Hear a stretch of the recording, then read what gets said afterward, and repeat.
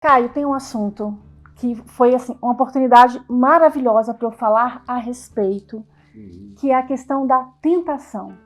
É um assunto que me intriga, é um assunto que me fascina, porque a gente vê o quanto que as pessoas se culpam e condenam as outras pela tentação. Parece que a tentação por si só já é algo errado.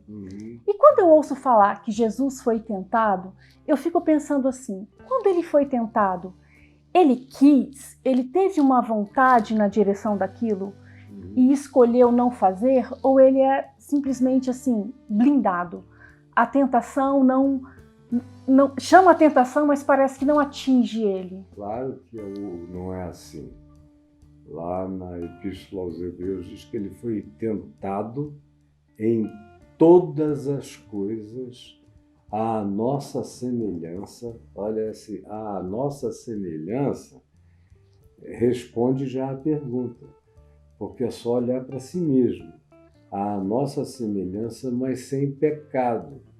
Ou seja, não é que ele, porque foi tentado, a tentação dele era diferente, houvesse uma blindagem de qualquer natureza. Ao contrário, teve todas as implicações psíquicas da tentação, as implicações físicas, hormonais, de cada período da vida, a variedade toda das tentações humanas passaram pela mente dele, e até a Epístola aos Hebreus diz que se não tivesse sido assim, ele não poderia ser o sumo sacerdote, intercessor de todos os homens e de todas as condições.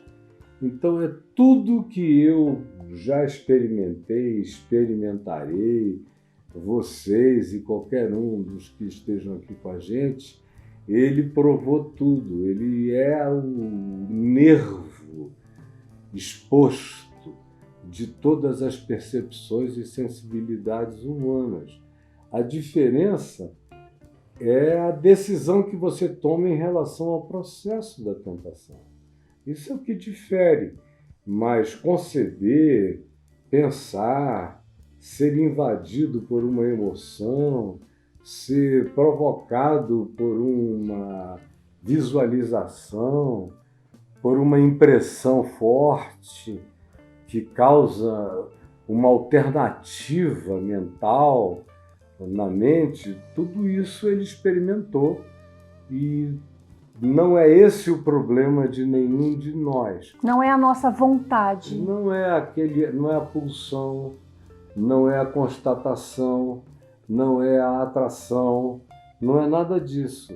É o concordar, é o ceder, é o associar-se à tentação, é o que começa a provocar o processo danoso e corrosivo na mente, que frequentemente nos leva até onde a gente não quer ir. É quando você começa a dar razão à tentação inconscientemente.